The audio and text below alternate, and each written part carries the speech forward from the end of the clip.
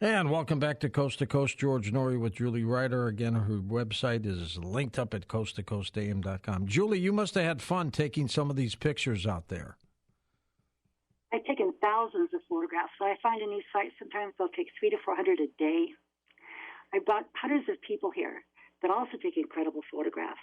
And different light, different shadow, different days of the year show totally different images depending on the light, the shadow, and where you're standing. And so it's kind of fun.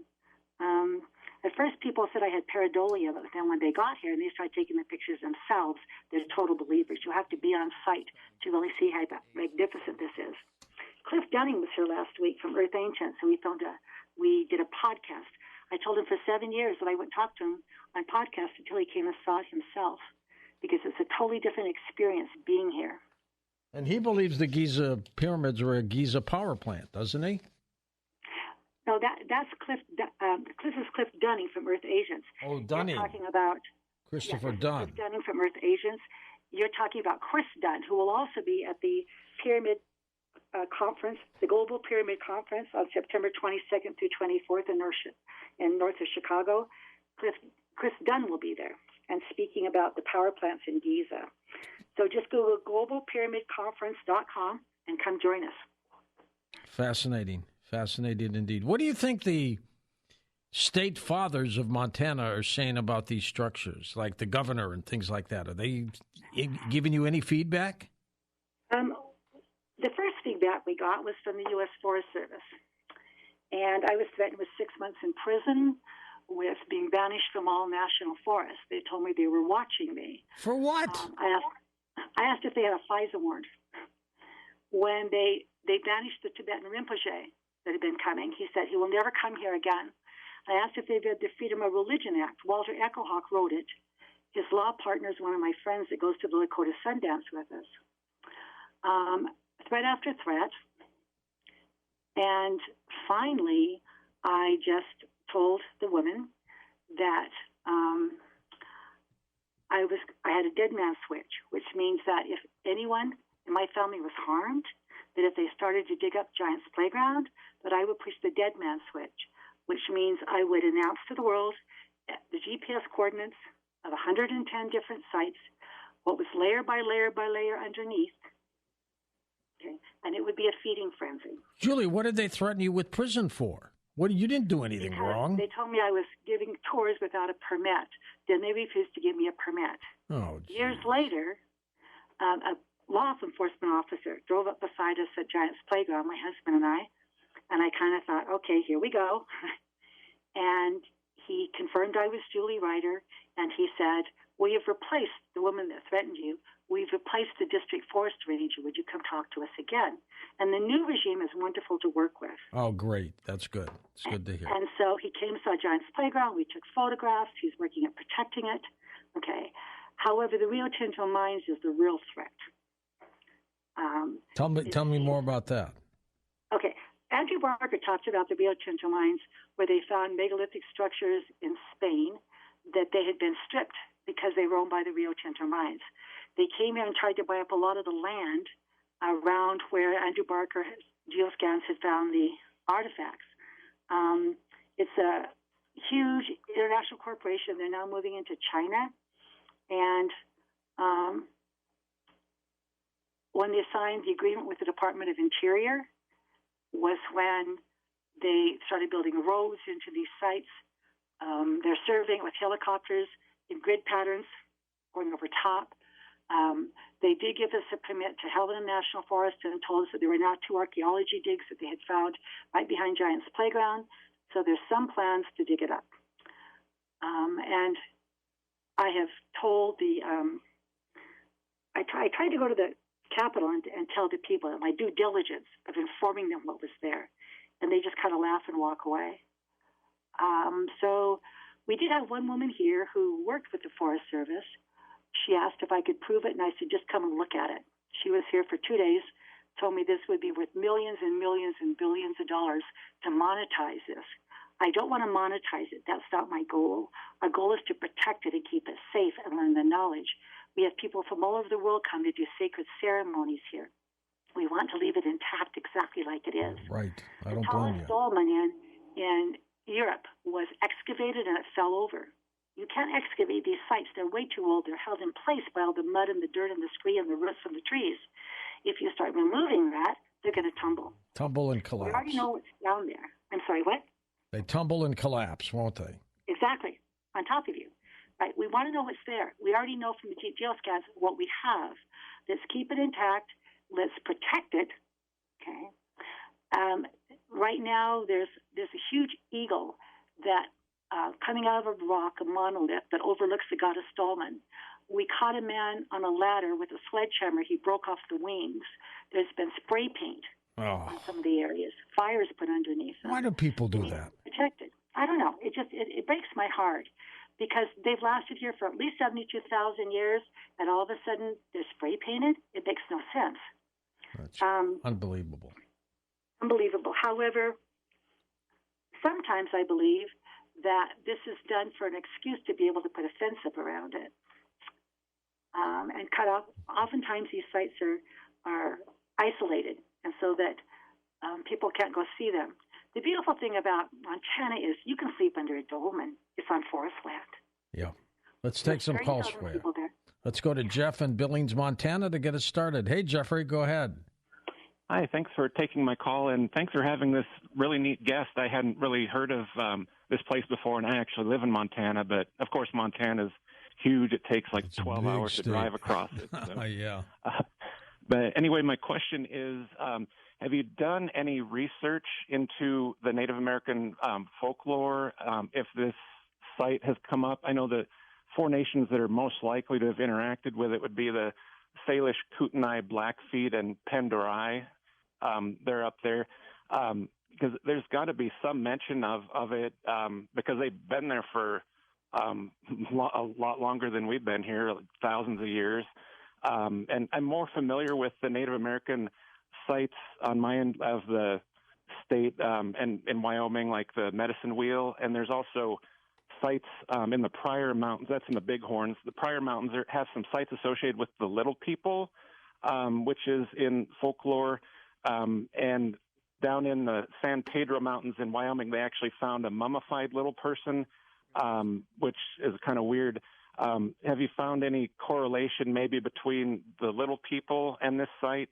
And then my final comment is if I don't know if you found any pictographs around there that could indicate that any of the Native American nations had visited there. But if you can establish that this site that you're working with has evidence that it was possibly a Native American sacred site, if you can get that kind of designation, you could get a whole lot of allies and get a lot of protection on that site. Thank you. Which question do I start with? I'll start with the Blackfeet. This was considered Blackfeet country. And yes, there's been Blackfeet people here who have explored the site, and there's kind of it's a two-edged sword. Some of the Blackfeet elders get very upset when we talk about the Buddhists, when we talk about Tartessia, when we talk about the more ancient, multiple icons from all types of civilizations and cultures. Some of the younger, more progressive Native Americans who have come here, Blackfeet, are very excited about it. Sure. I did do sun dances and in Blackfeet with a family who's the Crawford family, who runs the sun dances at Heartbeat, and one of the Crawford brothers has the oldest genetics in North America. So it's 17,000 years old. They can trace the genes back. So that proves that the Blackfeet have been here a very long time. I also work with the Nez Perce. I travel with them every year. In fact, you'll love this story. We traveled last year to the Medicine Wheel in Wyoming, and these are very powerful women. They're the one woman I travel with has like 5 male chiefs in her family. She's a very powerful woman, and she goes into the Medicine Wheel. They just open up the gates. They go to the Medicine Wheel, ask everyone to be quiet, and no photographs, and they do ceremony. She hands me a medicine bag, a tobacco tie, and she says, "Julie, throw this in the center and make the impossible wish." I looked at the sky, and I wished for Dr. Sam Osmanovich to come. He headed the Bosnian pyramids. He's my hero. That very time, Dr. Sam says that an email popped upon his computer that he'd never seen before about the Montana megaliths. So he contacts me and he says, I've read both your websites, watched all your videos, read all your work on Facebook. Congratulations, you've done it. I'm coming to Montana. And he came for 2 days. So sometimes your wishes come true. Particularly, this medicine wheel is a very powerful place. But I also figured out that if you take the medicine wheel and you draw a line from that up to the Montana vortex, a straight grid line, there are 9 pictograph sites, 4 medicine wheels, Sundance wheels, multiple sites exactly on that line between those 2 points. So it's on a grid line. Julie, how close are these sites from Custer's last stand at the Little Bighorn in southern Montana? Ways. I think the sites might extend to there, but what we're discovering in Helena, I'm guessing, a few hundred miles. You see, Germany and Montana are the same size. Germany has about 82 million people. Montana has barely 1 million people. So there's vast areas here that are not populated. Right.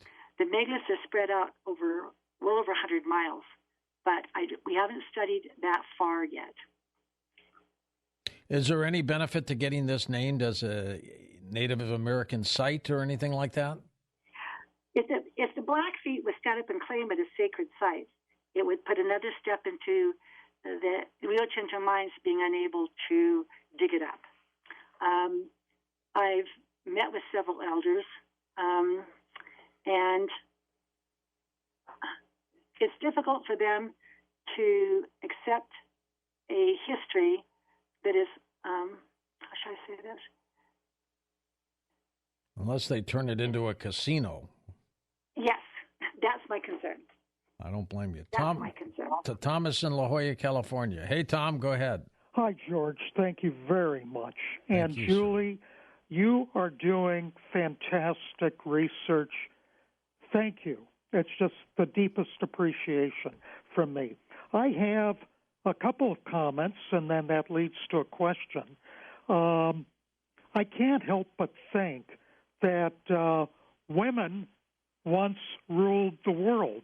You've already mentioned that the last ruler of Atlantis was a woman, and the idea that there was a major Anunnaki leader who was a woman. And I can't help but think also that there was a disagreement among the extraterrestrials, here in the solar system. And how they implemented that disagreement was with asteroids as kinetic weapons, to destroy the face of the Earth. This is not my idea. A friend of Coast to Coast, now deceased, Jerry Pournelle, once wrote essays and fiction concerning asteroids as kinetic weapons. Lucifer's handle, right? Yes, and Footfall, if you read the book Footfall. That's right. And then plus he had essays and like A Step Further Out, that type of thing. But the idea, I can't help but think that there was a disagreement among the extraterrestrials. Just my opinion. And how they resolved it was they used kinetic weapons, which was diverted asteroids to hit the Earth. But it was catastrophic. And it overturned a matriarchy, a time when women once ruled the planet. Anyway, any comments on that? And thank you again for your research. It's just, you're incredible. Thank you, Julie. Thank you. I was at a Native American conference of chiefs, elders that they've held for 30 years. I was invited in and asked to facilitate. Oren Lyons, who's a spokesman for the United Nations, headed the conference. He stood, and the first thing he said was this: in the indigenous world, the women are in charge. They always have been. They always will be. You will hear me say nothing but what my clan mothers tell me I can say. Do you think Chief Joseph wrote that speech? It was the clan mothers. Do you think Chief Seattle wrote that speech? It was the clan mothers. They only said what they were allowed to say. So in most indigenous worlds, they're still matriarchal. Maybe not on top, but underneath. The women are the power source. I'm looking forward to a world where it's egalitarian, where we are equal power. However, in the past, there have been epochs of time when males ruled, epochs of times when females ruled. When Andrew Barker first talked about coming here, he said, we have found huge titans, many statues of females around the world. Usually they're pregnant. It's all about fertility. And when he talked about the goddesses, I said, okay, you can come. Because I truly believe that because goddesses, women can give birth, there was a time when the power to take life became more important than the power to give life. I don't know if that was because of a cataclysmic event, but the world turned over about 5,000 years ago from a matriarchal world into a patriarchal world. It's very interesting being a female in this field. I find it almost archaic the way I'm treated. It's just interesting to me. It is indeed. Julie, what are the flash fossil beings? Flash fossilization. There's a whole page on my website about this. There's a man named Peter Judd who has done massive research and videos talking about an instantaneous flash fossilization when there's a plasma burst from the sun that turned everything into stone instantly. And he even shows modern forests that have been turned to stone within a year, completely fossilized. They used to think it cost 10,000 years. Now they're finding it can happen in an instant. And so many of the beings we see here, I even see a flash fossilized Sasquatch. He's huge. He's up on a pillar. You can see his buck teeth. You can see every hair exactly intact. There's a huge dragon. The eye is very large. You could walk into it. It's anatomically correct and matches a human eye to 22 points. Everything is still there. Even the pupil and the iris, they're just right there. And so what happened was there was some type of event that flash fossilized all these animals, including dinosaurs, dragons, a rock bird, and they're just perfectly intact. The Bible talks about this when Lot's wife was turned to stone. It's a plasma event, and much documentation on it by a man named Peter Judd. It's on my website under the page called Flash Fossilization. Interesting. I had a story right before you came on, Julie, that there is a theologian who believes there was an atomic blast that blew out Sodom from the biblical days. We'll be back with final calls with Julie Ryder in a moment on Coast to Coast AM. And welcome back to Coast. George Norrie back with Julie Ryder and your calls, our final segment here. Julie, do you remember the first moment you saw the megaliths? What was it like? I remember the first moment I saw Eagle Mount. I was on my knees. It was just the most astounding thing to stand at the bottom of a 1,500-foot tall eagle, completely carved, completely intact. When I first discovered the Boulder Dolmen, the very first dolmen, I wasn't quite sure. I had to go home and do a lot of research. And so my method of taking this out into the world is to talk to hundreds and hundreds of people all over the world. My website's in 72 languages. I've been invited into Russia twice. I've been invited into Egypt, all over the world, to do correlations with other people who are doing similar research. And so when I put it on the internet, what do you think? I get back pictures from Australia, from all over, of exactly what we have here on many of the dolmens, on many of the artifacts. I had no idea what a monkey god was until I put it on the internet. However, altogether, we are building a body of knowledge. And so I'm very into collaboration. I'm very into sacred people coming here and doing these ceremonies that activate this ancient technology. It happens each time I find a new site. It's like I don't want to go home. I just want to stay there. And sometimes we just bought a motorhome, and so we pull it into the woods and we just stay there. Just lock yourself in and do your thing. Right, because you can see the sun come up. Yeah. And there's a certain light and shadow. It looks completely different when the sun's going down. Can you imagine what it was like 70,000 years ago there? I often do it. I want to put the blocks back in place. Andrew Barker talks about how there's chaos and just and rubble, and then out of the rubble comes this beautiful dolmen standing up. I want to put those blocks back in place like a puzzle until they fit. Okay. However, I find these sites because I'm an intuitive. I'm a remote viewer. I just walk right to them. Seriously, I just take off into the wilderness and walk right to the sites. I've done this over and over. I was in the Evergreen Dolmen, and I did the mantra that Miguel Vergara had taught us of how to open the gates to different time periods. I finished the mantra, ran down, jumped in my rig, and drove 85 miles and found Dragon's Lair that afternoon. That's exciting. It opens that time period, and so therefore I can see what's in that time period. It's like I wanted to find an ET, and so I did. I have found different people that have helped me on this. Like, I woke up one night and told my husband, I need to go to this bar. I got dressed, went to a bar, and met a man that took me to a pictograph site. And so it's like, it's a knowing. It's just a knowing. I can't describe it. I just know. I was a medical intuitive for many years. By the time I was 28, and I'm now 73. I just knew. It's difficult to teach other people to do it. Many people came here that had the same gift. And so it's just an extension of that knowing. Sounds exciting. Let's go to Brian in Indianapolis, east of the Rockies, to get us started. Hey, Brian. Hey, George. Good morning. How are you? Great. Hope you are, too. Plugging away here at work, trying to get to 5 a.m.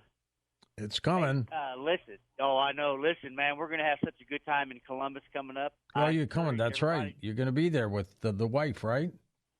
Well, it's a busy time down in Nashville, Indiana, and Brown County, so it's the start of the busy season, and it's her weekend to work, so she's not going to be able to show up this time around. Well, we'll at least see you. That's all right. Yeah, we're gonna have a hoot. It's going to be a good time. Okay, well, you're on with Julie Ryder. Hey, Julie, what an interesting topic, and this is, Montana's on my bucket list of places to go, so this is something else that I'm going to have to add to the list of things to see in Montana.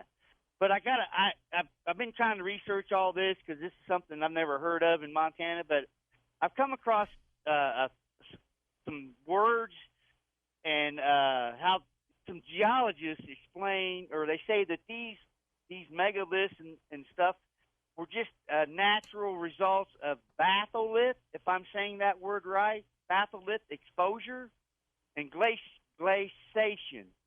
Now, if my memory serves me right, I'm not sure if Helena, Montana, was covered in the last ice age.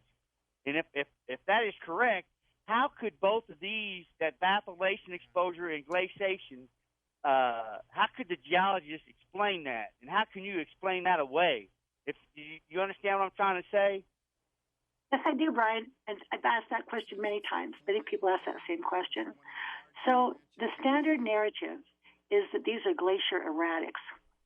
My question back is, how does a glacier erratic form perfect 90-degree cut blocks that stack up in an exact line, aligning with the winter solstice? So you can tell that it's a megalith intentionally constructed. If there's 90-degree angles, granite only naturally splits in 30 and 60-degree angles, rarely 90-degree angles. So you have an entire wall of perfectly cut rectangles and squares, 4 90-degree angles on each edge. That has to be intentionally constructed. The geologists are just promoting what they learned in school years ago. We also have vertical seams that are exactly equal distance apart that cut down 40, 50, 60 feet. How did the glacier erratic form a perfect eagle or the eye of an animal that is exactly correct to 22 points to a human eye? That's not possible. And so I think that these, by the way, the ice sheet came right above Helena, Montana. So they're looking at the last few thousand years. We're looking tens of thousands of years ago, hundreds of thousands of years ago. We're matching these to ancient civilizations all over the world, identical matches. Julie, so have to rethink. Ted Turner, the great entrepreneur, owns a huge ranch in Tustin, Montana. How close might that be to the megaliths? Do you know? Actually, there lies a story. My husband and I own 20 acres up Deep Creek, right across from Ted Turner's property. And there was a fire in 2000 that burnt down Ted Turner's land, and he says, don't put it out, just let it burn. The wind shifted and took out our land. Jeez. The other great story about Ted Turner's land is that my husband used to play a drum, and he would do a hummingbird drum, and the next day we see hummingbirds. He would do a coyote beat drum, and we see coyote tracks coming across. And one day he did a buffalo beat, and I says, Bill, you're pushing it. The next day as I was coming home, there were all these buffalo on Ted Turner's land right across from our No way. Wow. Yeah, way. And so, yeah, we were neighbors. Did you ever meet him? No. Pretty good guy. Pretty good guy. West of the Rockies, Kelly in Bonnie Lake, Washington. Hi, Kelly. How you doing, George? Great. Thanks for holding. And Miss Julie? Yes, Kelly. So I just wanted to congratulate you for bringing this up. This is, truly amazing stuff that you guys are talking about. And letting everybody hear this.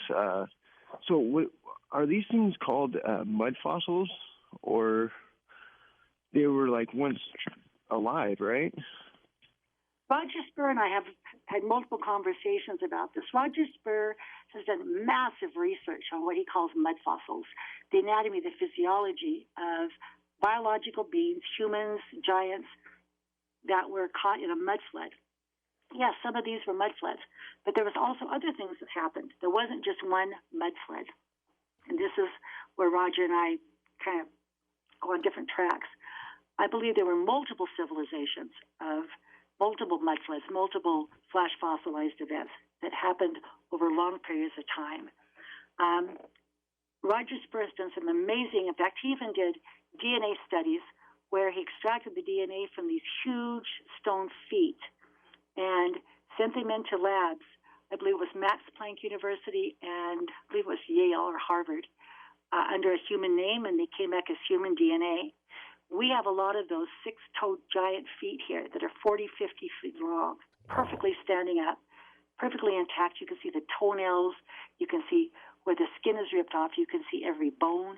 Being a nurse, I'm very into the anatomy and the physiology of what's underneath the cover, and that's how you tell that it was a biological living being. Do you think, Julie, each megalith has a reason for its construction?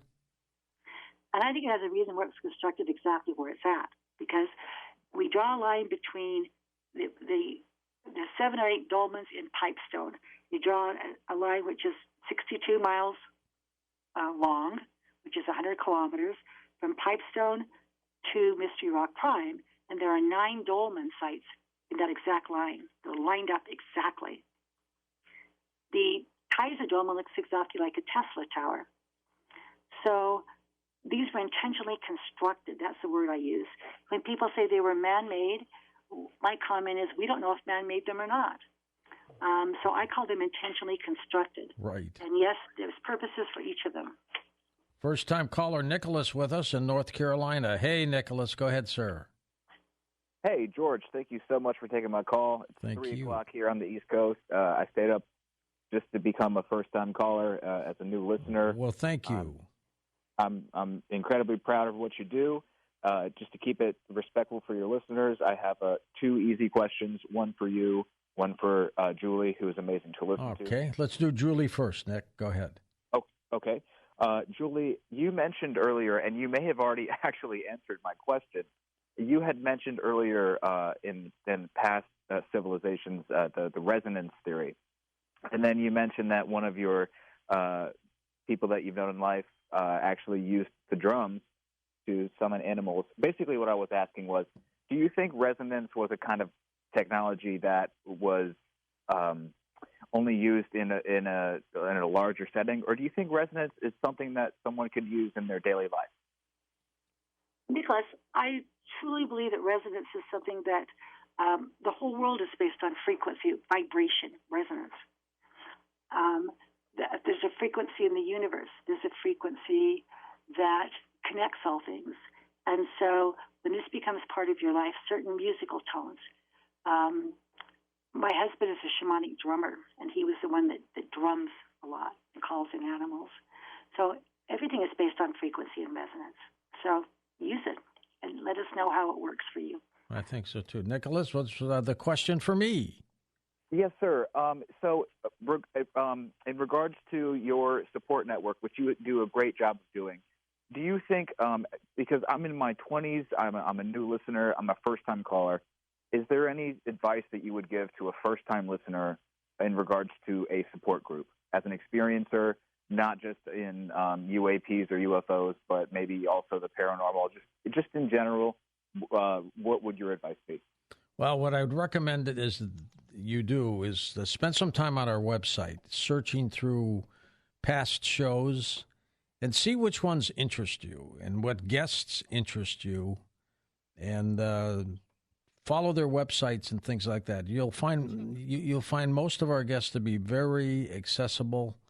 There's local MUFON chapters, Mutual UFO Network chapters all over the country. You might be able to find those online, and just keep listening, because you'll hear a guest or a group of guests that come on that you really click with, and that would be important for you. And the fact that you're in your 20s, that's fantastic. We've got a lot of 20-year-old listeners who call the program and they listen religiously, and I hope you begin to become one of those too. Next up, let's go to Joe in Monterey, California. Hey, Joseph. Thank you for taking my call, George. I'll try to make this quick. Now, we know that there's a lot of unusual buildings and monoliths and pyramids around the world, and it seems that maybe we're being colonized by ETs, and maybe they're seeding us. I'm going to put that out there. Now, if you knew a disaster was coming, wouldn't you go back home and bring some of the, as they say, product, like a feasibility study? I would. I'm thinking of the Mayans and how quickly they disappeared. I would. Your thoughts, Julie, on the fact that they stayed? My thoughts are that there have been multiple seedings of planet Earth from multiple star nations, and that's exactly what the Navajo teach. And that I've heard a lot of theories about how when there's going to be some type of a cataclysmic event, mother ships come and take us to other planets, to other places. I tell Bill, we're part of the ground crew. We want to stay here on planet Earth, and if cataclysmic events happen, we will hope survive through that. When we first met, the first night we met, we talked a lot about being part of the ground crew, about being part of the ones that chose to survive on planet Earth and to build a new world here. And so the people that gather here, we talk a lot about building a new Earth, building a sustainable community, and moving into the sixth world in a good way. Julie, I want to thank you for being on the program. Good luck at your event near Chicago in a few weeks, and I hope you knock them out, okay? Thank you. Julie Ryder. Up next, we're going to be talking about dreams and the paranormal on Coast to Coast AM. But I want to say Julie's website that has these incredible pictures of these megaliths. If you haven't seen them yet, her website is linked up at coasttocoastam.com, and we also have a few of her pictures on the website already. So we will be back in a moment on Coast to Coast AM and deal with your dreams and mystery schools on Coast to Coast AM.